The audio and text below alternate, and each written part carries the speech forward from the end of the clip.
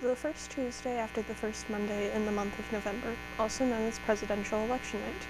This night is a huge spectacle across the country with news broadcasters covering the live race as candidates try and get to 270, which is also known as the minimum number of electoral votes needed to win the presidency. We've had this system since the founding of our country, when it was suggested by James Wilson to his fellow framers of the Constitution. While we have used this system for such a long time, it is a relic of the past and should be abolished due to its failings historically, legally, and ethically. Proponents of the Electoral College may argue that it should remain an institution, saying things such as the Electoral College acts as a way for smaller states to feel more represented in the larger presidential election. These claims, though, are mere sentimental attachments to our current system and don't realize its faults. Beginning, the Electoral College fails historically for two main reasons. One of these reasons is that the Electoral College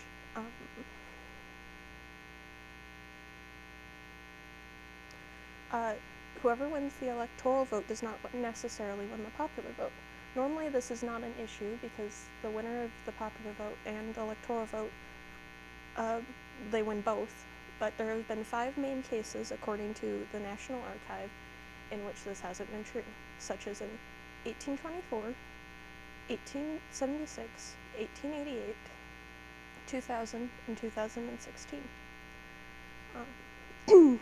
The fact that whoever wins the popular vote does not become the president-elect means that some people's votes are just blatantly ignored in the election, which goes against the American ideal of justice and equality for all voices of all people in the United States. The second historical reason in which why the Electoral College is a bad system for electing the president is that the fact that there are electorates. According to the National Constitution Center, there has been 157 faithless electors in the past. Electorates are the ones who directly vote for the president, but there is no legal rule saying that they have to follow what the state chose to vote for. And one famous example being the 2000 election, where Al Gore lost a precious electoral vote in Washington, D.C. when an electorate placed a blank ballot in the box. Next, the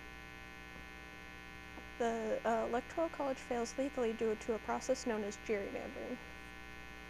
The Library of Congress defines gerrymandering as the process of politicians manipulating electoral districts to have more districts be in their candidate's party's favor.